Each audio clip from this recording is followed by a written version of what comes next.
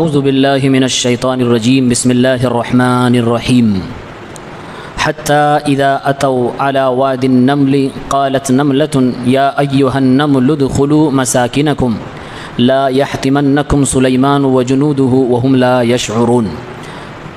حیوانوں کے حقوق، حیوان یعنی جانوروں کے حقوق، قرآن کریم میں سورہ نمل کے اندر چیونٹی اور ہدہد پرندے کا ذکر آیا ہے۔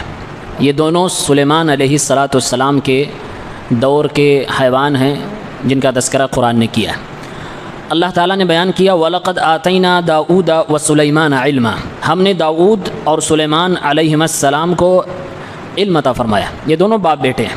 وَقَالَ الْحَمْدُ لِلَّهِ الَّذِي فَضَّلَنَا عَلَى كَثِيرٍ مِّنْ عِبَادِهِ الْمُؤْمِنِينَ، ان دونوں نے کہا تمام تعریف اس اللہ کے لیے ہے جس اللہ نے اپنے تمام مومن بندوں میں ہم کو فضیلت دی ہے۔ وَوَرِثَ سُلَيْمَانُ دَاؤُودَ، سلیمان علیہ السلام حضرت داؤد کے وارث بنے، وارث نبی ہونے کے اعتبار سے، حکومت کے اعتبار سے۔ داؤد علیہ السلام کے کئی بچے تھے، کئی لڑکے تھے، لیکن سلیمان علیہ السلام نبی بنے باپ کے بعد، اس لیے یہ نبوت کے وارث ہوئے۔ وَقَالَ يَا أَيُّهَا النَّاسُ عُلِّمْنَا مَنطِقَ الطَّيْرِ، سلیمان علیہ السلام نے کہا لوگو علمنا منطق الطیر، مجھے پرندوں کی بولی سمجھنے کا علم دیا گیا ہے۔ وَأُوتِينَا مِن كُلِّ شَيْءٍ، اور ہر چیز میں سے مجھے دیا گیا ہے، یعنی جو ان کی ضرورت کی چیزیں تھیں سب کچھ اللہ نے ان کو عطا فرمایا تھا۔ إِنَّ هَذَا لَهُوَ الْفَضْلُ الْمُبِينُ، اور یہ اللہ رب العالمین کا واضح فضل و کرم ہے۔ وَحُشِرَ لِسُلَيْمَانَ جُنُودُهُ مِنَ الْجِنِّ وَالْإِنسِ وَالطَّيْرِ فَهُمْ يُوزَعُونَ، تو ایک بار سلیمان علیہ السلام اپنی لشکر تیار کر کے کہیں نکل رہے تھے۔ اللہ نے اس لشکر کا ذکر کیا کہ سلیمان علیہ السلام کی لشکر جنوں میں سے، انسانوں میں سے، پرندوں میں سے اکٹھی کی گئی۔ فہم یوزعون، اور سب کو الگ الگ گروہوں میں تقسیم کیا گیا، پرندوں کی فوج الگ اور جناتوں کی فوج الگ، انسانوں کی فوج الگ۔ یہ سلیمان علیہ السلام کی وہ خصوصیت ہے جو تاریخ انسانیت میں کسی اور کو نہیں ملی تھی۔ سلیمان علیہ السلام پرندوں کی آواز کو بھی سمجھتے تھے، چیونٹی کی آواز کو بھی سنتے اور سمجھتے تھے۔ اسی طرح سے جنات ان کے تابع تھے، جنات ان سے ڈرتے تھے، جناتوں کی تسخیر ان کو اللہ نے عطا فرمائی تھی، یہاں تک کہ ہواؤں کے اوپر بھی کنٹرول رکھتے تھے، اور یہ سب اللہ تعالیٰ نے ان کو اعجازی طور سے عطا فرمایا تھا ایک نبی ہونے کے لیے۔ یہ ایک نبی تھے، یہ سب ان کا معجزہ تھا۔ حتیٰ اذا اتوا علی واد النمل، یہ جب اپنی فوج لے کر چیونٹیوں کی وادی میں، بستی میں پہنچے، قالت نملۃ، تو ایک چیونٹی نے کہا یا ایھا النمل ادخلوا، اے چیونٹیوں، ادخلوا مساکنکم، اپنے اپنے گھروں میں داخل ہو جاؤ۔ چیونٹیوں سے کہہ رہی ہے کہ اے چیونٹیوں اپنی اپنی گھروں میں داخل ہو جاؤ۔ لا یحتمنکم سلیمان وجنودہ، سلیمان اور ان کی لشکر کہیں تم لوگوں کو کچل نہ ڈالے۔ وہم لا یشعرون، جبکہ ان کو پتہ بھی نہ چلے، یعنی سلیمان علیہ السلام اور ان کی لشکر کو اندازہ نہیں ہوگا کہ اس راستے میں چیونٹیاں ہیں اور اتنی بڑی لشکر لے کر آ رہے ہیں جس میں انسان بھی ہیں، جانور بھی ہیں، جنات بھی ہیں، تو ہو سکتا ہے تم کچل دیے جاؤ، ان کو پتہ بھی نہ چلے، تو اس لیے اپنے اپنے گھروں میں داخل ہو جاؤ۔ یہ ایک چیونٹی نے کہا۔ فتبسم ضاحکا من قولها، اللہ نے کہا سلیمان علیہ السلام نے جب چیونٹی کی آواز کو سنی اور سمجھ بھی گئے تو ہنستے ہنستے مسکرا دیے۔ وقال ربی اوزعنی ان اشکر نعمتک التي انعمت علی وعلى والدی وان اعمل صالحا ترضاہ وادخلنی برحمتک فی عبادک الصالحین۔ جب سلیمان علیہ السلام چیونٹی کی آواز کو سمجھ گئے تو اللہ تعالیٰ کا شکر ادا کر رہے ہیں، اے میرے الہ العالمین، تو مجھے توفیق دے کہ میں ان نعمتوں کا شکریہ ادا کروں جو تو نے میرے اوپر اور میرے ماں باپ کے اوپر کیا ہے، اور مجھے توفیق دے کہ میں ایسے نیک اعمال کروں جس سے تو راضی ہو جائے، اور تو اپنی رحمت سے مجھے اپنے نیک بندوں کی فہرست میں شامل فرما لے۔ یہ آپ نے دعا فرمائی۔ یہ چیونٹی کا تذکرہ ہوا۔ اس کے بعد دوسرا پرندہ وَتَفَقَّدَ الطَّيْرَ فَقَالَ مَا لِيَ لَا أَرَى الْهُدْهُدْ، سلیمان علیہ السلام نے اپنی لشکر میں نظریں دوڑائی، پھر فرماتے ہیں کہ مجھے ہدہد پرندہ نظر نہیں آ رہا ہے، کیا ہو گیا ہے؟ ام کان من الغائبین، یا پھر وہ ہے لشکر میں مجھے دکھائی نہیں دے رہا ہے۔ لأعذبنہ عذابا شدیدا، اگر وہ نہیں آیا ہے لشکر میں تو اسے میں سخت سزا دوں گا۔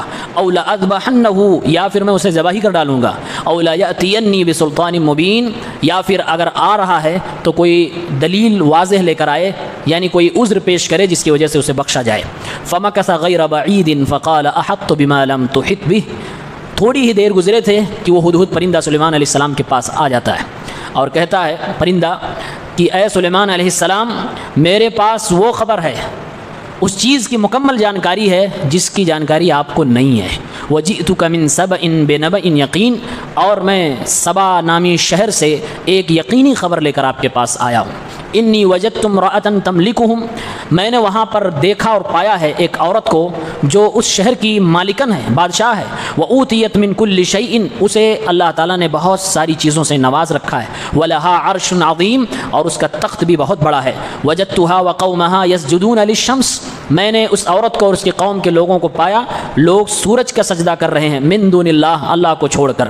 وَزَيَّنَ لَهُمُ الشَّيْطَانُ أَعْمَالَهُمْ، شیطان نے ان کے اعمال کو خوبصورت بنا کر ان کے سامنے پیش کر دیا ہے۔ فَصَدَّهُمْ عَنِ السَّبِيلِ، تو شیطان نے ان کو سیدھے راستے سے بھٹکا دیا۔ فَهُمْ لَا يَهْتَدُونَ، تو ہدایت پر نہیں ہیں۔ اللہ يَسْجُدُوا لِلَّهِ الَّذِي يُخْرِجُ الْخَبْءَ فِي السَّمَاوَاتِ وَالْأَرْضِ، یہ لوگ جو سورج کی عبادت کر رہے ہیں کیوں نہیں اللہ رب العالمین کے سامنے سجدہ ریز ہو جاتے، جس اللہ نے آسمان اور زمین کی چھپی ہوئی چیزوں کو بھی نکال دیا ہے۔ وَيَعْلَمُ مَا تُخْفُونَ وَمَا تُعْلِنُونَ، اور وہ اللہ جو ہر اس چیز کو بھی جانتا ہے جس کو تم چھپا کے رکھتے ہو، جس کو تم اعلان کر کے لوگوں کے سامنے کرتے ہو۔ اللہ لا الہ الا هو رب العرش العظیم، اللہ جس کے علاوہ کوئی معبود برحق نہیں، وہ عرش عظیم کا رب ہے۔ یہاں تک کی بات میں دو حیوانوں کا ذکر آیا ہے، ایک چونٹی اور دوسرا جو ہے وہ ہدہد پرندہ۔ چار باتیں ان تمام آیات سے ہم مستنبط کرتے ہیں۔ نمبر ایک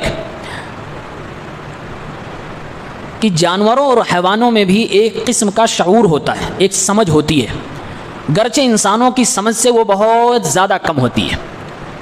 تبھی تو چونٹی کو بھی خوف ہے اور اپنی جان کی حفاظت کی فکر ہے اور اپنی قوم کی بھی فکر ہے۔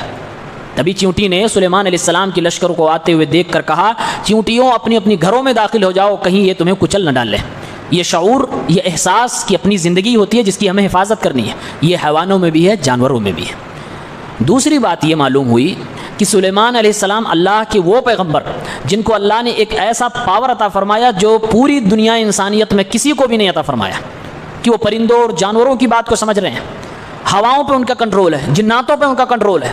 ان تمام خوبیوں اور پاور کے باوجود سلیمان علیہ السلام غیب کا علم نہیں رکھتے تھے۔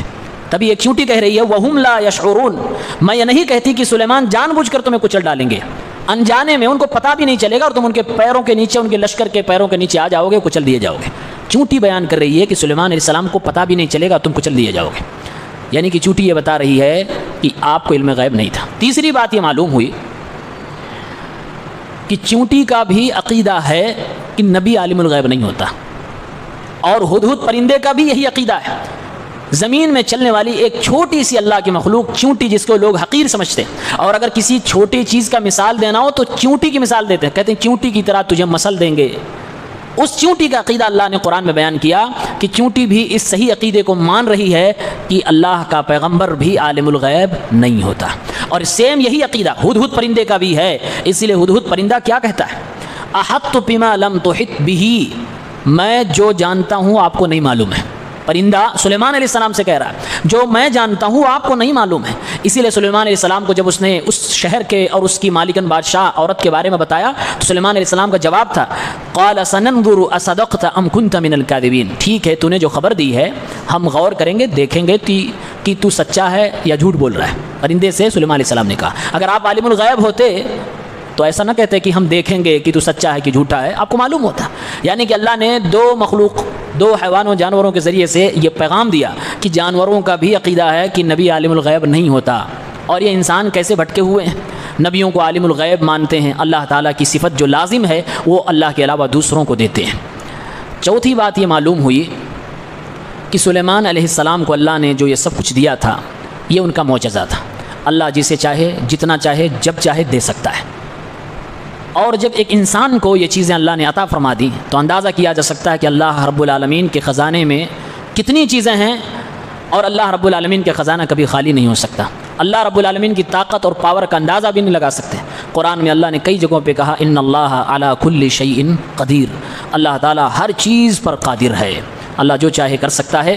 تو نبیوں کے ذریعے سے اللہ نے پیغام دیا، پرندوں کے ذریعے سے اللہ نے پیغام دیا، نبی علیہ الصلوۃ والسلام کی زبانی قرآن میں اللہ نے کہلوایا آپ کہہ دیجیے لا اعلم الغیب، مجھے غیب کا علم نہیں ہے، اگر ہوتا تو میں بہت اچھے اچھے کام کرتا. اچھے کا مطلب یہ ہے کہ میں وہ ساری نقصان جو زندگی میں اٹھایا ہوں، پریشانیاں جو مجھے ملی ہیں، جو تکلیفیں آئی ہیں، وہ سب مجھے نہیں سہنی پڑتی. اللہ نے یہ ساری باتیں قرآن میں بیان کی ہیں اور کھول کر عقیدہ بیان کیا ہے کہ اللہ کے علاوہ کوئی علم غیب نہیں رکھتا. لیکن پھر بھی کچھ مسلمان اس عقیدے کو نہیں مانتے، اور یہ نبی تو چھوڑیے، یہ تک کہتے ہیں فلاں ولی کو ساری دنیا کے بارے میں پتہ ہے، فلاں جگہ بیٹھ کے وہ مکہ مدینہ گھوم رہے ہیں، یہاں سے وہاں دیکھ رہے ہیں. یہ قرآن کے عقیدے کے خلاف ہے. بلکہ افسوس تو یہ ہے کہ جانور کے بھی عقیدے ان سے زیادہ اچھے نظر آتے ہیں جن کے یہ خراب عقیدے ہیں. اللہ تعالیٰ سے دعا ہے الہ العالمین ہم سب کے عقائد کی اصلاح فرمائے.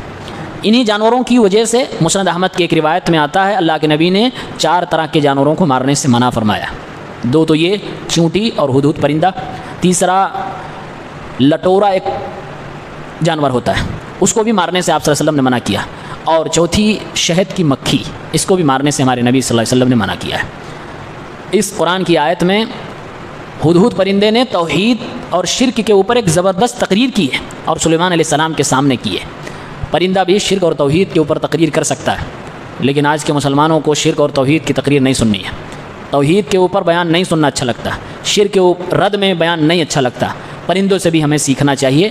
ان جانوروں اور حیوانوں کے بھی حقوق ہوتے ہیں، ان کی بھی ادائیگی ہمیں کرنی چاہیے. اللہ ہم سب کو صحیح سمجھ عطا فرمائے. آمین.